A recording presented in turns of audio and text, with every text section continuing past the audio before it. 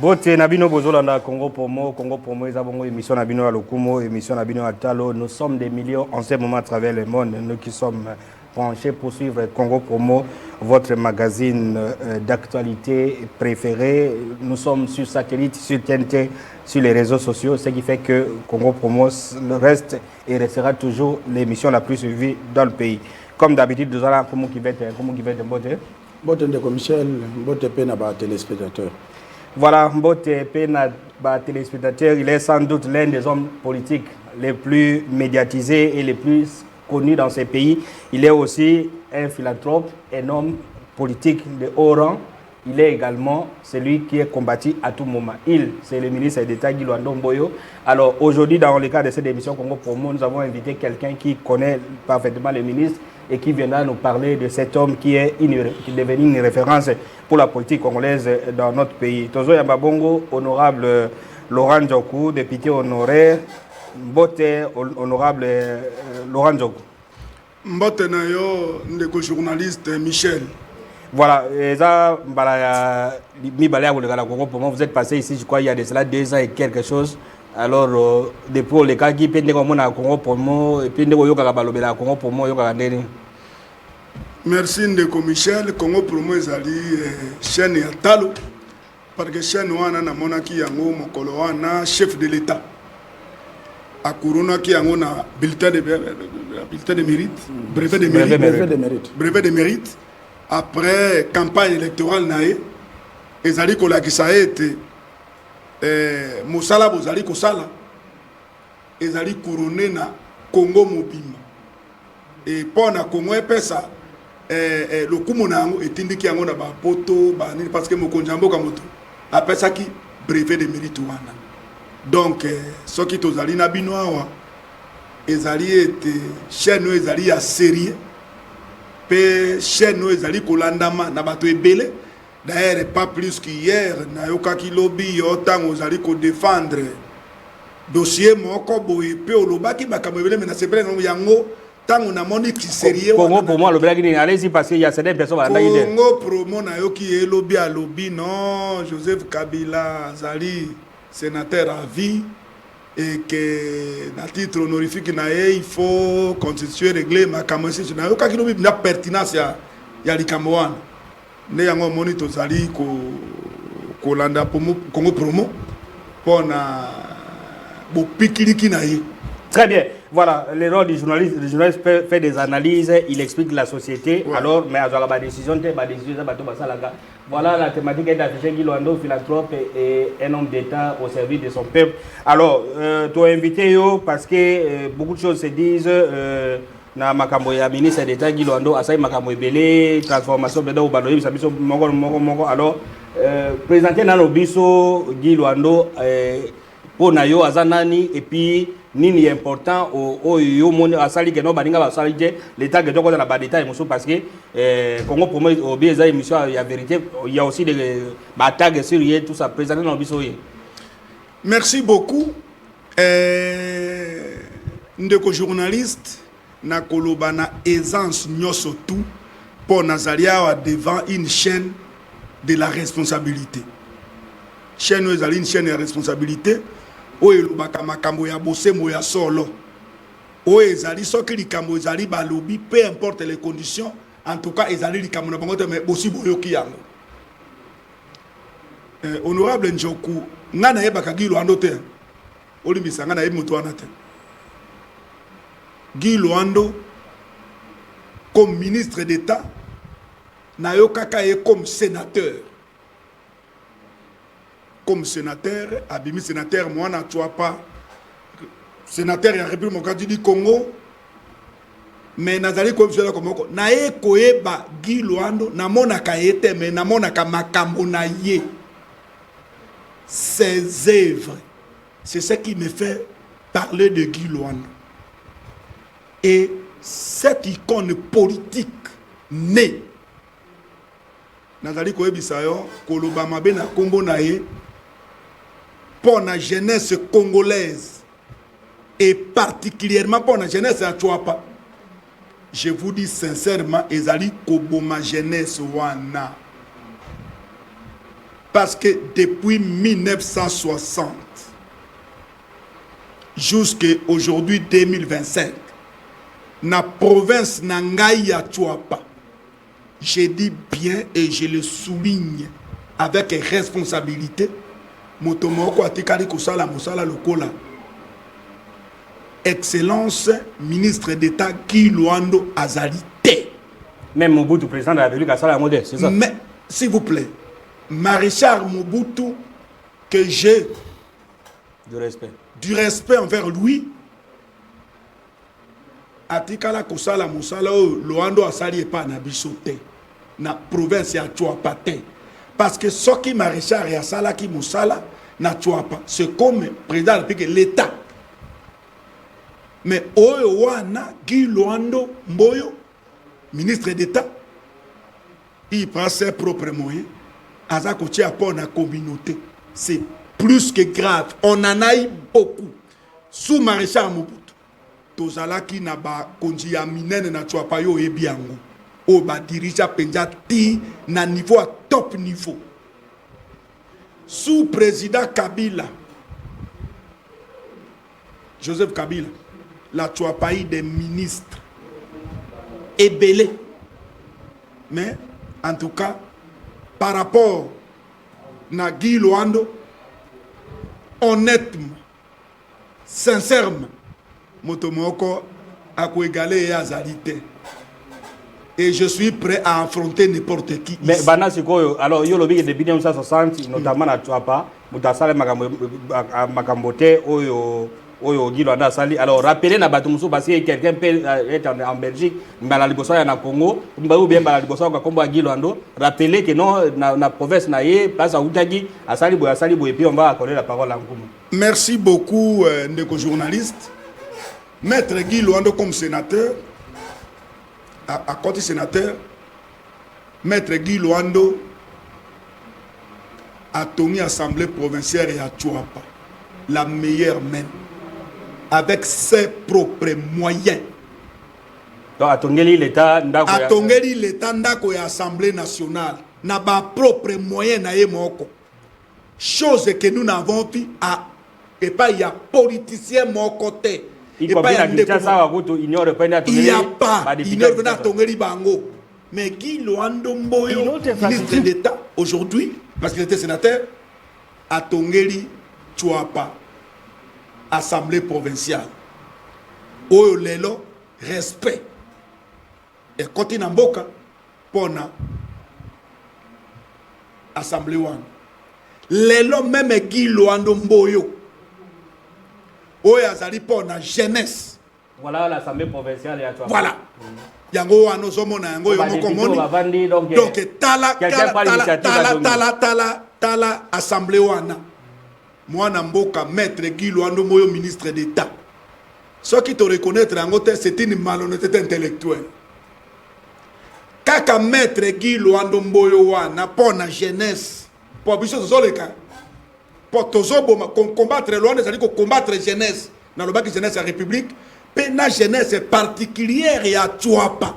O esi ekufa na yango. Ngai Laurent kuna pesa bato misale ebele. Bazana bandaku, bazana banini. Na pesa nde bato me na pesa Chouapa te. Ngai na pesa Chouapa te, na pesa nde komoko ayebo olukele pesa pesa musala me Chouapa na pesa bango te. Mais maître Guy Luando Mboyo comme ministre d'État, ancien sénateur, comme sénateur aujourd'hui parce qu'il est sénateur et tout cela. Mais après ça, après si tu vois pas, non seulement stade de, non seulement ça veut à ça les stade au standard FIFA. Nazalaki présentant au Tokyo inauguré stade wana Léopard ancien Tokende qui na bango bozalaki pebinomi bare to zakina bino avion, on a les images. Toujours maître Guy Luando Mboyo. Maître Guy Luando Mboyo Asali Atie chambre froide industrielle na Boende. Toujours maître Guy Luando Mboyo. Chambre froide industrielle ça la nini.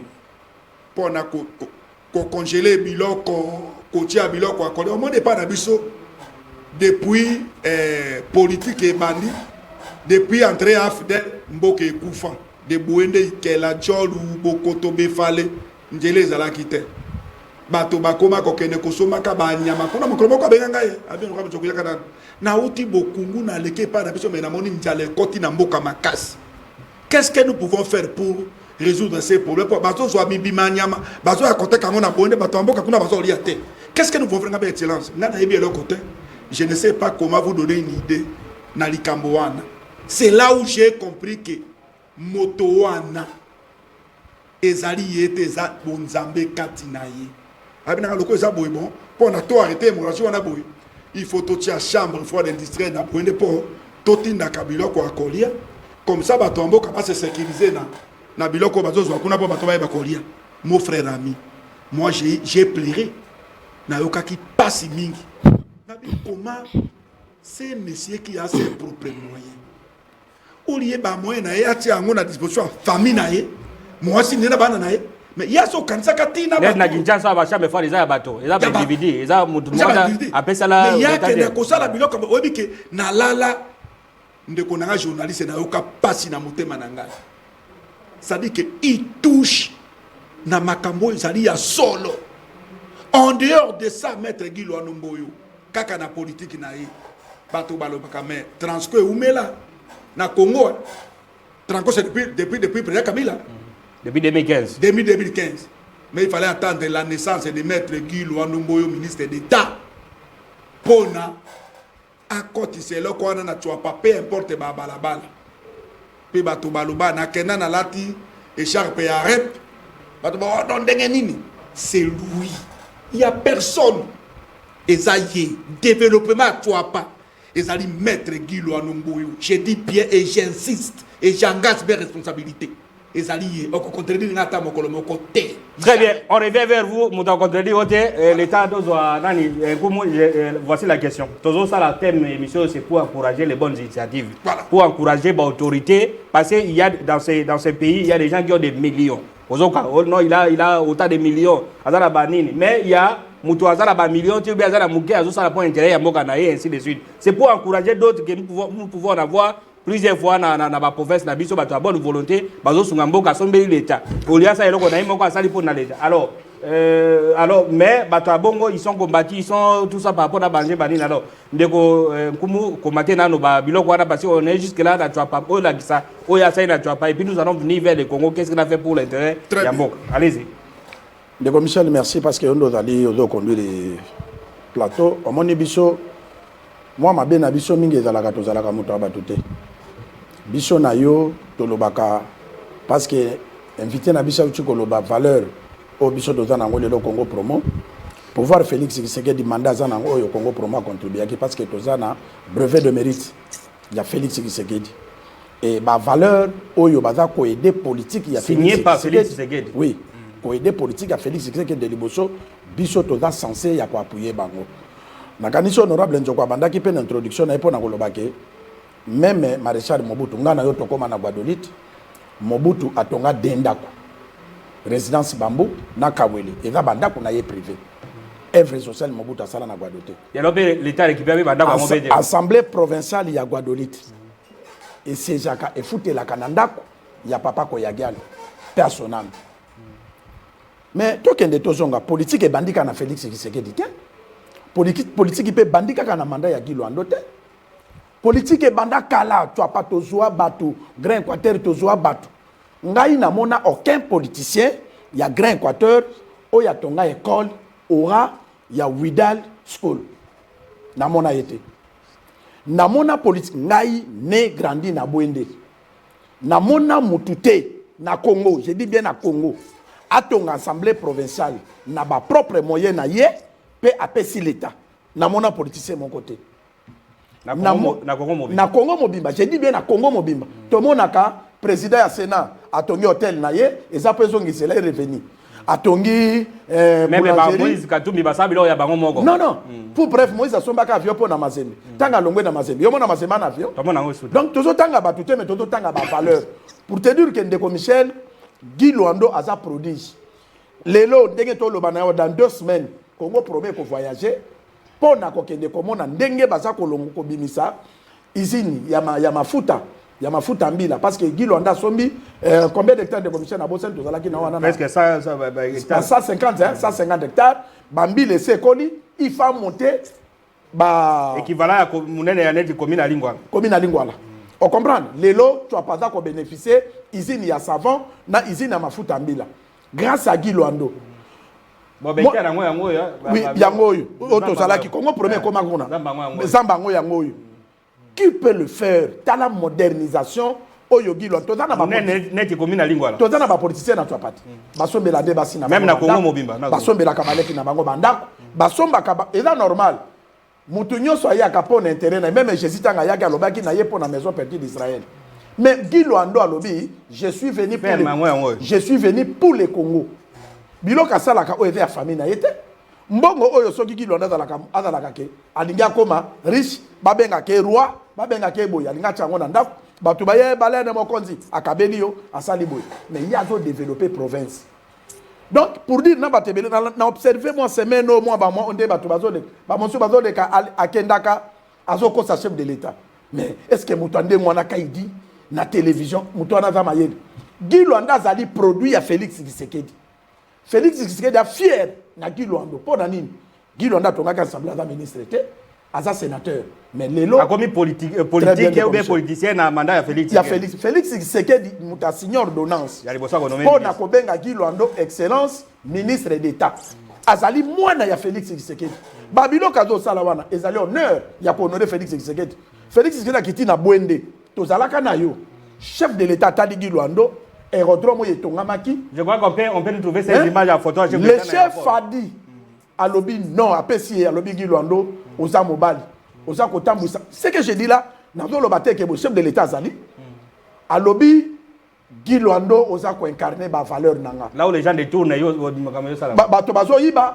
ils ont dit qu'on travaille pour la vision nanga. Les loba na bwende bazo ya côté ma navoiri parce que makada me bani na bwende. Oyo nano badabi soto botama to monate.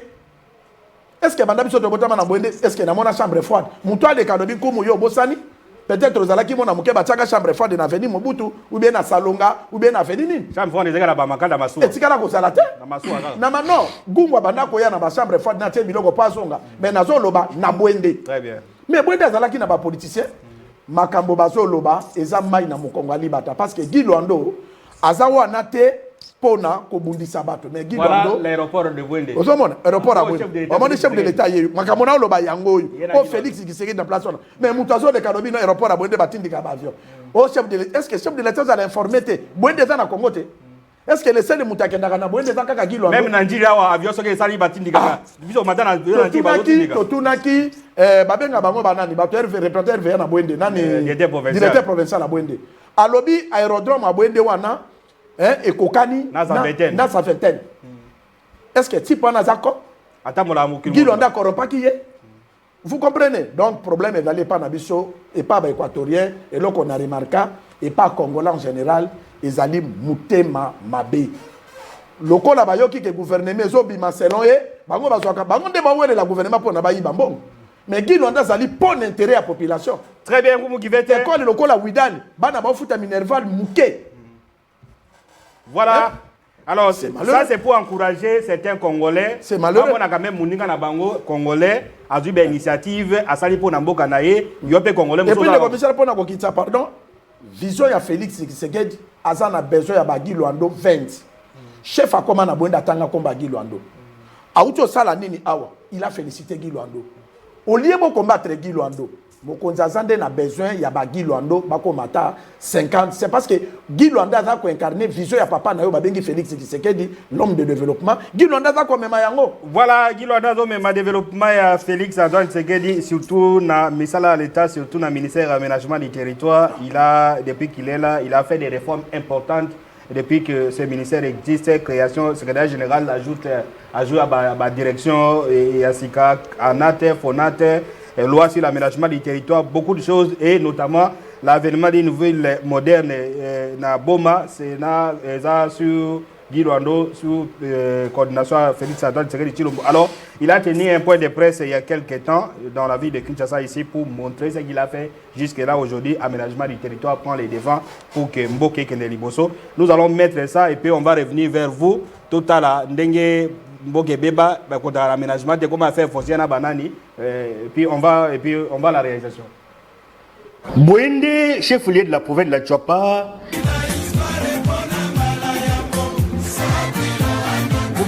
On attend, bon, on peut laisser ces images commenter, ça c'est là, on est à Bwende. Patrick, on a point de presse à Mokondi, na hôtel du gouvernement. Oyo na Bwende, o ba même na moto wana c'est Michel Wang, na Nkumu Kivete. C'était Congo Promo to Kitaki. Makamuto zoloba oyo ezate Nkumu ye wana na Michel. Oyo na Bwende, banque centrale na biso ezalaka disparu. Banque comment il faut foutre dans le pango à moto. Pour érosion wana. Guy Luando na mandat na ye abomi. Patrick okozonga aéroport zonga na no koto la kisaki ba mituka wana. Ba mituka wana, ba mituko Patrick a ko enregistré wana ezana côté bake ko sala usine ya mbila. Awa érosion. Oyo eza Bwende. Bato ba Olanda sikoyo na poto awa ezana baliko ba etaro Guy Luando somba tala mituka. Oyo eza ko aménager forêt wana. Botala bato ba le kana TV balobi no aéroport à Bwende ba aéroport rebelle omoni na loba bien na Équateur eza démembré na 5 provinces. Soko tali ndaku ya aéroport en Bandaka et aéroport international parce que dans Macadam mais bâtiment nango ekokokana na bâtiment te.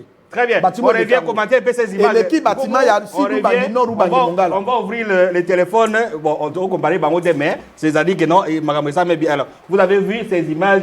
En tout cas, on n'a pas fabriqué ça. C'est Bwende. La dernière fois, comment on a Bwende, ça date de 10 ans, de 8 ans, de combien d'années? Tout le monde pour confirmer l'image. Allez-y. Merci beaucoup.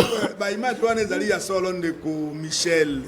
Au moment où on a séparé ma casse parce que Nathan a une émission. Ça donne la fierté, ça donne l'honneur, ça donne parce que ça confirme vos propos. Ça confirme mes propos. Ça dit que c'est lui que je suis venu défendre.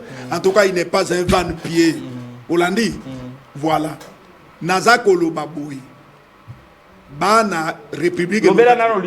Parce que Babano Bageno. Liboulou. Il y a maman et Banay mais apparemment il y a maman et s'il vous plaît, Ndegonangai. Quand le gouverneur est une fille gouverneur. Acteur rapporteur à Sénat. Je suis allé avec lui comme député national.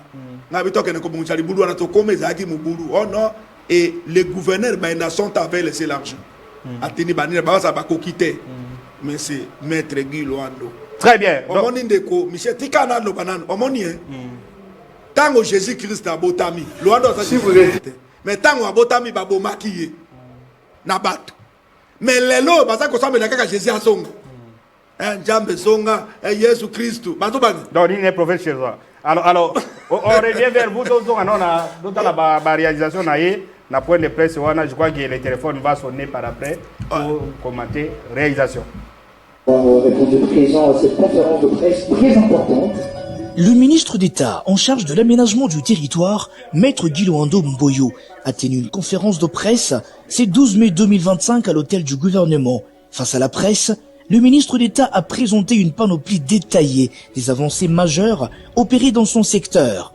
Parmi les faits saillants cités par l'aménageur national, Maître Guy Luando Mboyo, figure l'élaboration et l'adoption de la politique nationale d'aménagement du territoire, les textes de loi y afférentes qui attendent promulgation, la mise à disposition d'un guide méthodologique, ainsi que des réformes administratives ayant conduit à la création d'organes stratégiques tels que l'ONAT, le FONAT et l'ANAT et tant d'autres avancées significatives. C'est ça, le ministère du Beau. Le ministère qui organise l'occupation de notre espace physique pour éviter l'anarchie. Et donc la plus grande communication aujourd'hui, c'est que le chef de l'État, l'aménageur, le grand aménageur de notre territoire, l'aménagement du territoire, va maintenant s'inviter pour mieux organiser l'occupation, mieux organiser les activités sur l'ensemble du territoire national. Ça sera ainsi. Avec la loi qui va arriver, qui va être contraignante, parce que comme on dit, nul n'est censé ignorer la loi, et donc la loi va s'appliquer. Nous allons maintenant avoir un territoire qui est aéré. Répondant aux questions des journalistes à la fin de son speech, le Mineta a salué le leadership du chef de l'État, son Excellence Félix Antoine Tshisekedi Tshilombo, ainsi que l'engagement de la première ministre chef du gouvernement, Judith Suminwa Tuluka, qui soutiennent activement les réformes enclenchées. Il a souligné l'importance cruciale de chacune des actions menées au sein du ministère. Ça, c'est l'aménagement. Qui organise? Ça touche les transports, ça touche l'agriculture, ça touche les mines, ça touche les affaires foncières. Nous, on planifie et les sectoriels utilisent maintenant les espaces conformément aux affectations appropriées. Et l'ONAT est là pour surveiller. L'aménagement du territoire est un cadre transministériel de planification et coordination qui engage les provinces, les entités territoriales décentralisées, les villes, les villages et les communautés locales. Ces actions et réformes méritent d'être connues de tous en vue de bâtir un espace national strict. Voilà, Congo Promo, on dirait que l'émission c'est pour encourager des Congolais qui font du bon boulot, qu'ils aillent de l'avant.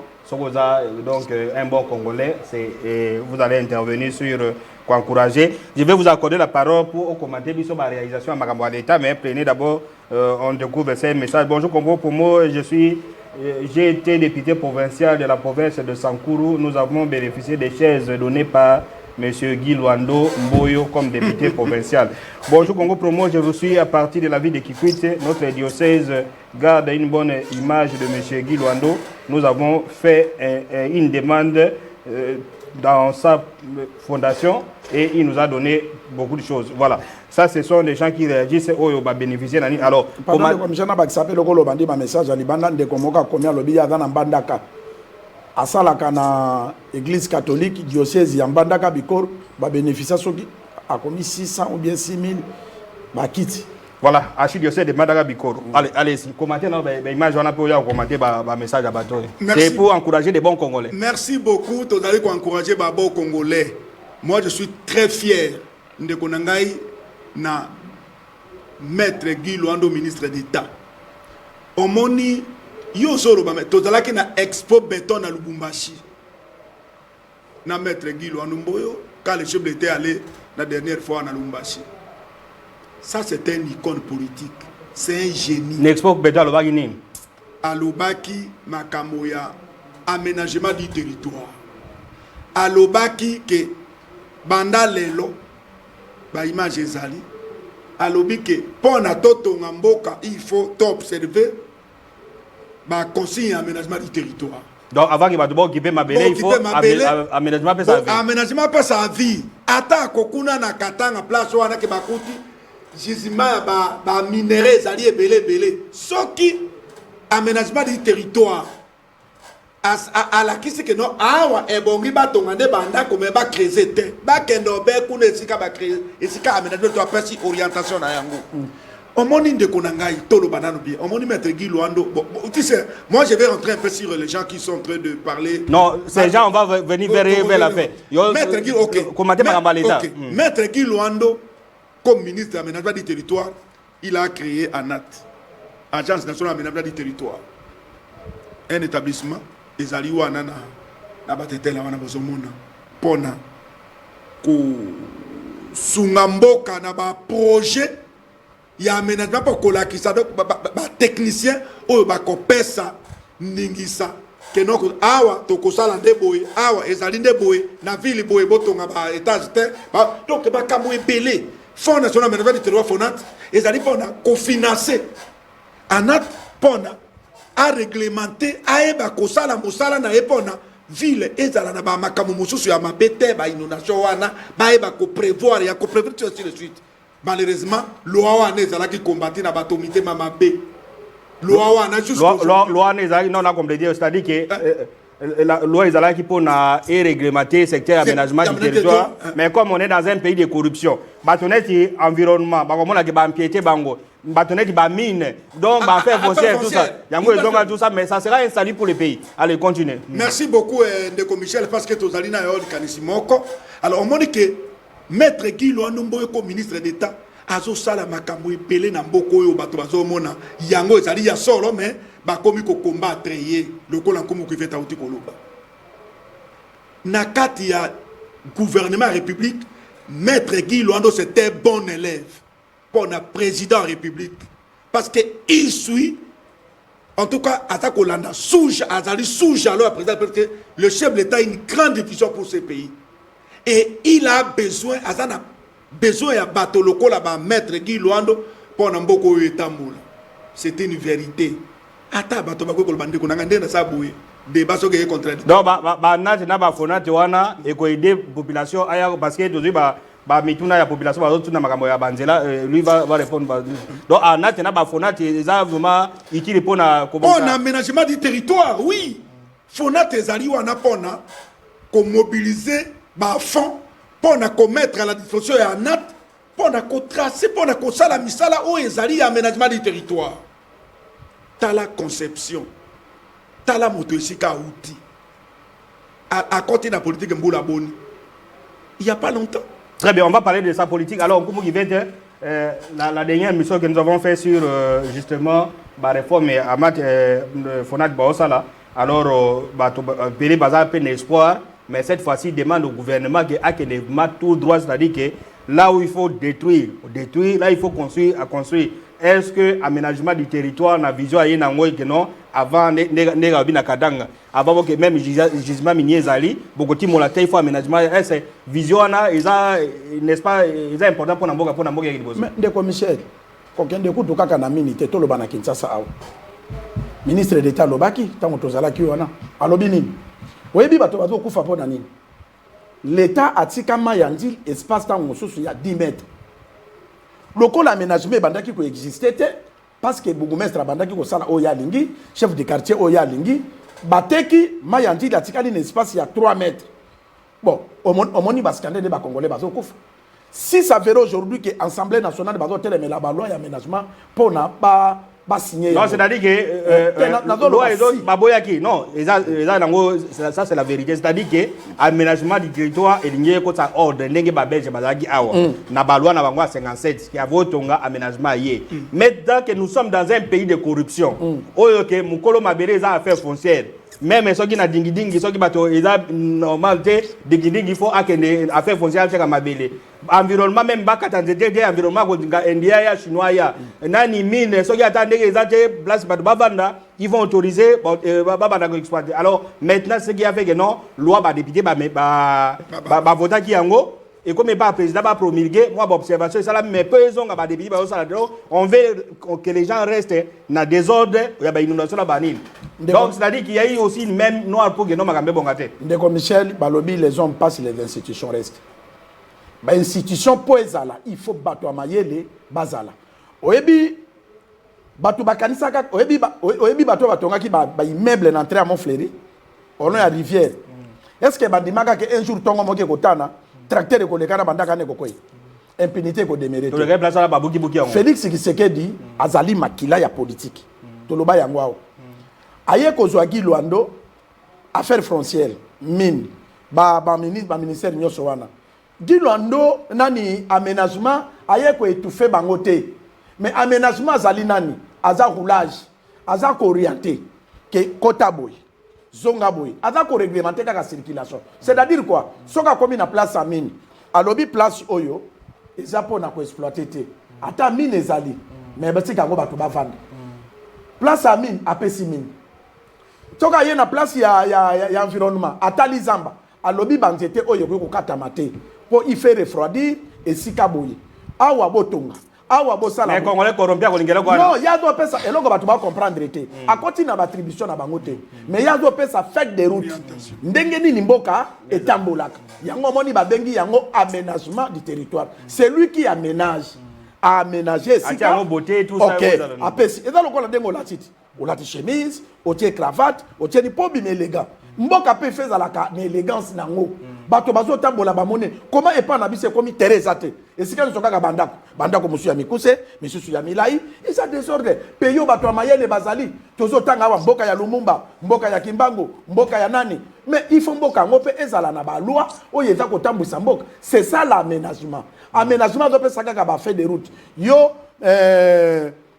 ministre ya environnement esika no kosala yango oyo nani yango oyo mutu na mutu ye atia kabite ye aza médiateur apesaka passe bi ekoti bato bakotia bi ezali ba ceux qui environnement na biso travailler bien ezali victoire à Félix Tshisekedi ceux qui bango bazo telemena tous les ba ministères wana ezo dépendre na nani na mboka et puis na président de la République bénéficiaire na ngonini ezali population est-ce que ceux qui le londenge ba tonga ville ya boma wana nouvelle ville ya boma ezo ndena ba congolais nyonso te ezaka Félix Tshisekedi na Gilwando non ezali po na mboka donc ba député ba monaka corruption c'est bien avoir l'argent c'est bien mais intérêt général il y a république c'est ça que yango déjà ko imprimer il faut to comme à niveau wana voilà vous avez été un ancien député peut-être vous avez eu la corruption parce que quelque chose d'intéressant après ça vient quand même moi quelque chose pour bloquer ça c'est ce qui se passe entre les députés prenez d'abord ces messages.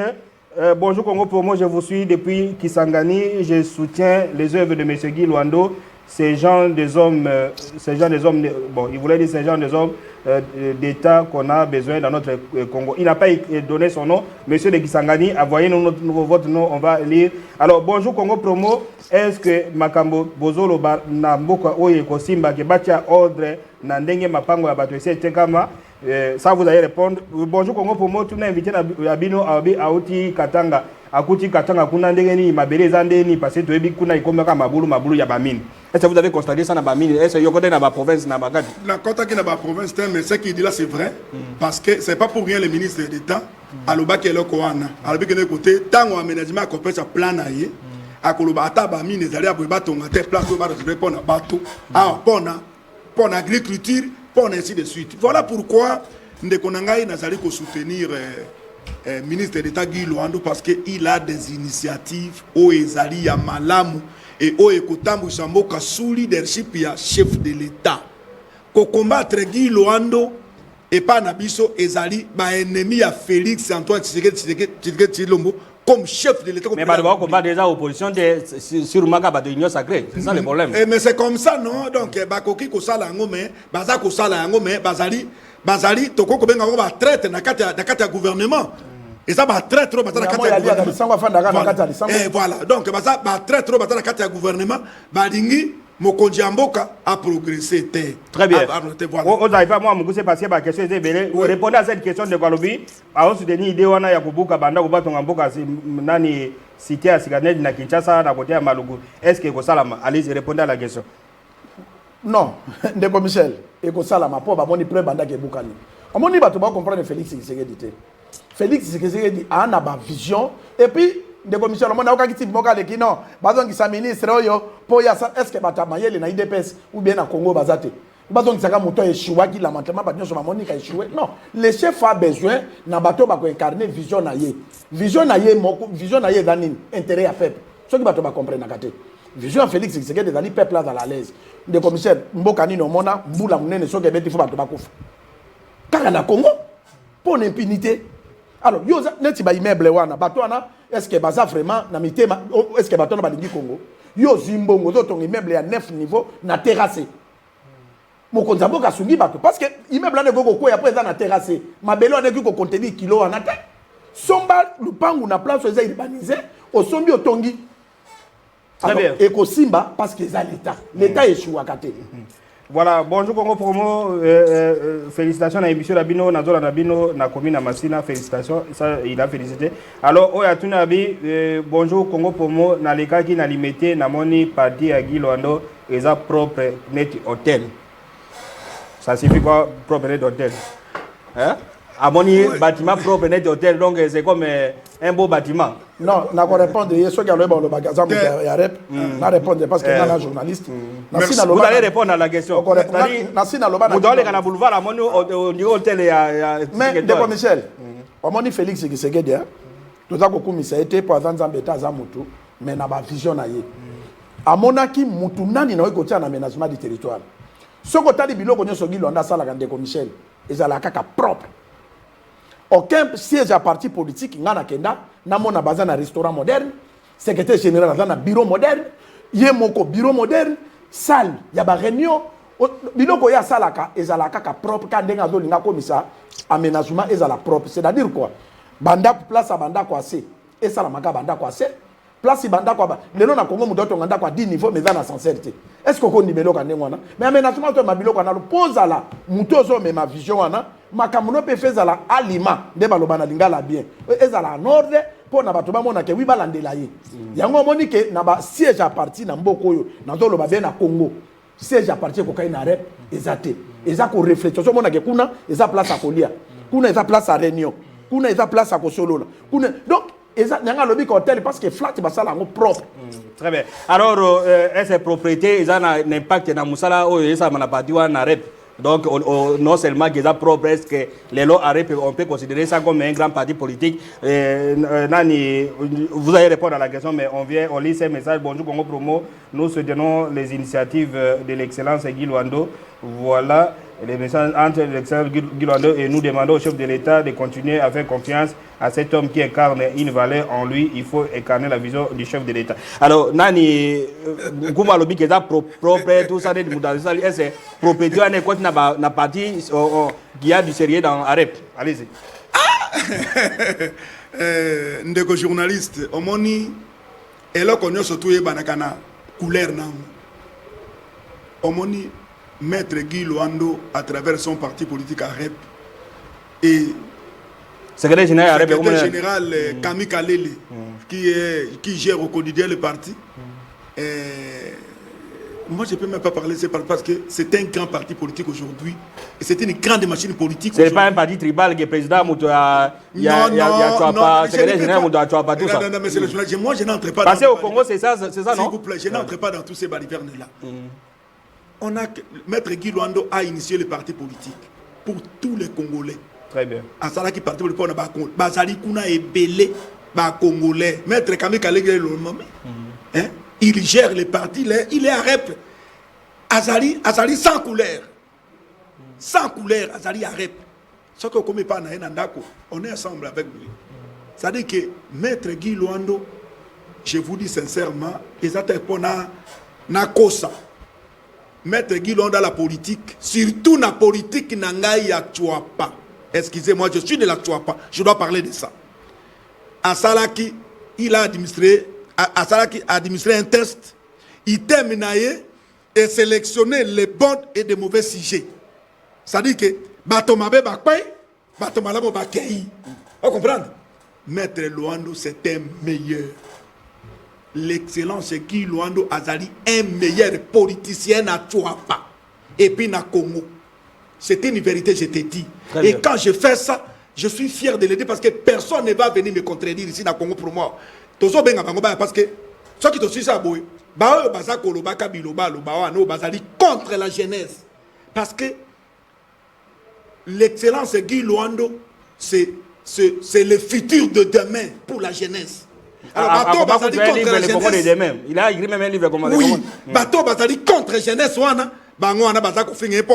a découragé jeunesse et Koufa. Et surtout, très bien. Alors, reprenez ce qui concerne les Congo. Aujourd'hui, Arep est quand même un grand parti politique en dehors de la propriété, Lobby, tout ça, avec son secrétaire général, avec les députés, les sénateurs. On peut aujourd'hui classer Arep dans le même niveau que le parti IDP, ainsi de suite, comme journaliste. Allez-y. Mais, Ndeko Michel, Bandi Makanko Inambangu naye, Baye Bakanko Yanko Inabatashi, non? Baye Baka parti, Ndengezana, Congo, Mobimba, les 26 provinces. Arep Azana ba député national presque Congo mobile. Azana ba vice-gouverneur partout, Azana ba sénateur partout. Parti o yeuti ko Azana même na président assemblée provinciale. Et puis kende na ba siège na ba province, on notala ba siège nango, o mona etaka lokola. Lokolo ya Kinshasa, ngana komano ya bandaka na kamwa, na mona ka place pour ba minde pele na pusa na Arep. Mais ici, un parti qui a géré plus presque 30 ans, à la siège, était le côté, mais un parti qui vient d'arriver. Donc, tu sens que Motu Oyo, na tuna ye loko oyo. Pourquoi makamuno sala ke dala ka sere alobi na sala ke loko po na ngate. Na la kisaka bato ke soko sala di kambu, il faut linga yango. Ngai ndenge honorable otolo ba ke naza awa na Kinshasa wa. Guy Luando sala école na Kinshasa, je ne sais pas ce que ezali. Mais na province a fait si ba na vie. École à Tongi na Kinshasa na mbandaka de commissaire Widal School eza donc na mona na école na Kinshasa te même école bato ba futa ba $500 ba 10 000 na mona bâtiment de na député donc journaliste on est à Makamonga na koloba na beaucoup parce que tolobi na noté yo ko ko loba vous donne le temps de parler OK na Bokungu vous allez trouver une université o écoute na kinezate ezate na Bokungu na territoire d'origine naïe na territoire natal naïe d'origine naïe na Bokungu allez là-bas vous allez trouver ça c'est un homme de Luando comme ministre d'État, comme sénateur, c'est un agent de développement pour le pays en général et pour la Tuapa en particulier. Voilà. Alors, on t'a vers la fin de l'émission aujourd'hui. Tout le monde a commis le de commission autant à quitter na Bandunduville. Bandunduville, on a combien de notables? Mais Mouta d'autant assemblée n'a pas besoin de non, mais j'ai parlé de ça. Non, Michel, Tokende qui a inauguré réhabilitation et lycée. Il y a maréchal Mobutu na Badolite. Mais Luando n'est pas Moubani. Mais Bana Mobutu dit le baza vivant avec le ministre. Alors, voilà, mon ami dit avec le vice-premier ministre. Alors, on tend vers l'émission, on répond à bateau au Bassala. Oui, je vais les répondre. Alors, voilà, bon, maintenant, message nous relancer, les gens ont compris, peut-être au Baïba Luando non, c'est un philanthrope c'est aussi un homme d'État au service de la population. Tout le monde dit qu'il y a un aménagement du territoire. Tout le monde dit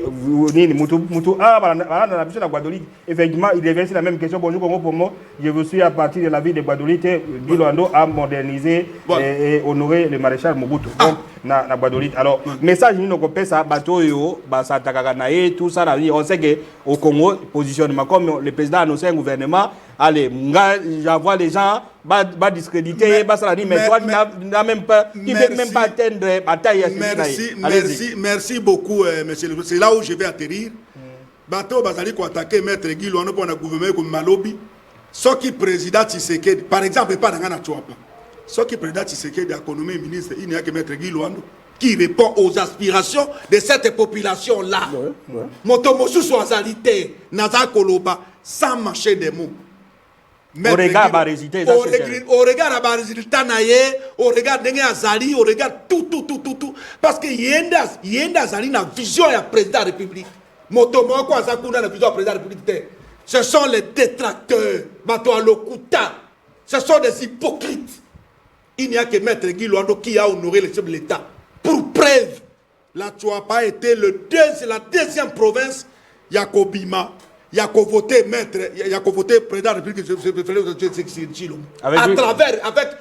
avec l'impulsion de maître Guy Luando. Presque 98%. Presque 98%. Parce que il incarne cette population de la Tuapa. Moto a kota bato de ka na ebi bato tinaka bato bakelo sala boy. Ngai nazali ko funda bato n'est pas jeunesse so balingi babo ma jeunesse parce que maître Guy Luando représente cette jeunesse de demain et à ça ko baliser à venir na bango pour que lobby base à la bien. Biso tosi to kpeito ndima totika moto alingi mboke tambola ekende liboso totika batika ko menacer pour na programme de gouvernement non Maître Guy Luando a dit ceci. Voilà. Si c'est pour la politique je ne paie pas comme avocat d'affaires 10 ans dira sa famille ne regrette pas. Il n'y a que Maître Guy Luando qui a fait. Bato basala qui politique à banda qu'on a bango, ba chambre na bango, mais Luando a donné tout le monde. Très bien, Luando a donné tout le monde. Luando aussi fait la fierté de sa province, notamment dans l'exécution du projet PD. On va revenir vers Goumou qui va être le projet PD 145 territoires. La province de la Tuapa aujourd'hui, c'est une référence, notamment parce que moi, on a bango le gouvernement, ailleurs on a détourné personne, tout ça. Alors, on va à Tuapa, on revient pour vous accorder la parole. Il y a les appels, mais exclusivement aujourd'hui, c'était pour les messages. Réalisation PD 145 dans la province de la Tuapa. Voilà.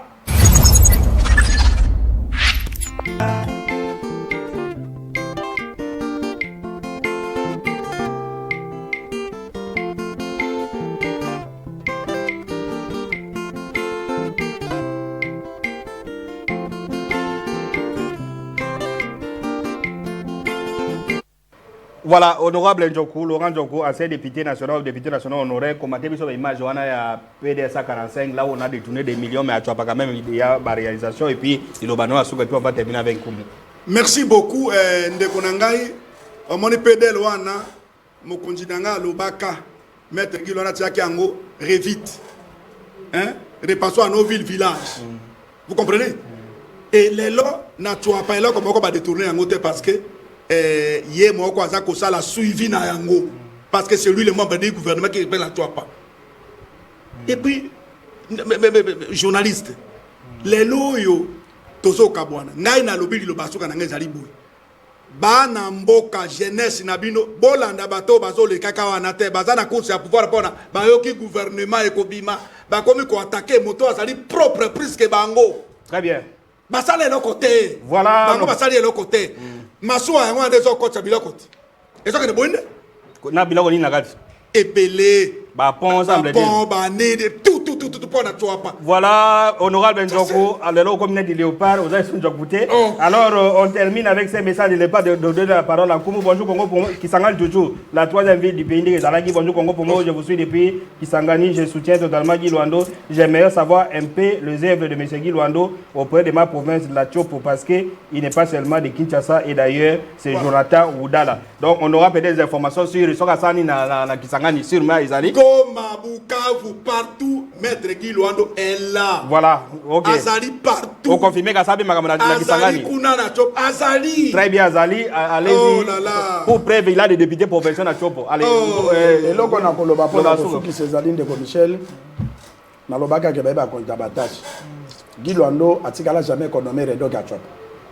Ni numéro 1 à ya deuxième na base voilà ba service de concentrer ya mboka ya gouvernement central service on a baza obligé bazala kapona comme une information ya province et pas ya chef de l'état. Donc Félix Tshisekedi a dit que avec Guy Luando nde soda na ye bere rouge na ye alors bato bazo le kawana et Zampiaka bozo linga bolongola njoku na zamba bokotie na wapi na mokili bato bakotonga banda kutepa kobuka buka kwa kotambola ya femme. Voilà. On a zali lisu ya Félix Tshisekedi na province ya Tchouapa. Ya honorable auti kolobake. Soki lelo na choix ya Tchouapa kozala na ministre moko d'abord eza Guy Luando. Soki mibale nde baye koluka. Mais Guy Luando a pesé parce que ali a la population a ça l'intérêt à peuple. Voilà. Le peuple d'abord c'est Guy Luando parce que il y a voilà. De l'État un message qui vient de Morovia donc na Libéria. Les Congolais Azaï na Kinshasa na Morovia il avait raconté Guy Luando quand il était à Kinshasa mais à Moni c'est un homme d'État. C'est un Congolais il s'appelle M. Ilunga il est à Morovia au Libéria. Voilà, on a fini. Voilà. Oui, je termine, le journaliste pour dire que non, Maître Guy Luando n'est pas comparé avec les autres. Voilà. Azali Motoko comparé na Bato Moussou. Voilà. Basala est l'autre côté. Très bien. Namboka Basala est l'autre côté. Voilà. C'est Luando qui incarne toutes les aspirations de cette grande population de la Tchouapa. Voilà. Et laissez vos histoires, donc les taisez-vous. Voilà. Arrangez-vous derrière lui. Voilà. Nous allons construire cette Tchouapa. Congo Promo incarne également les visions, ou bien la vision de tout le monde. C'est l'émission la plus suivie. Nous l'avons constaté ici. On nous a suivi même à Morovia, donc au Libéria, les pays de Helen Johnson et de George Weah. Je peux saluer une seconde. Je salue le secrétaire général du grand parti politique arabe Kami Kalele, qui gère les partis au quotidien. Maître Kami Kalele. Maître Kami Kalele, qui gère le quotidien, ce parti au quotidien.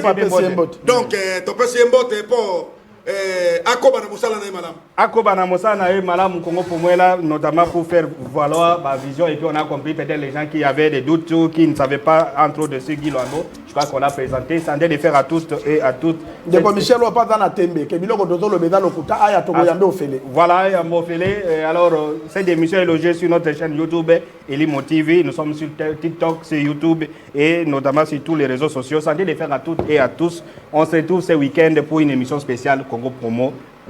Au revoir.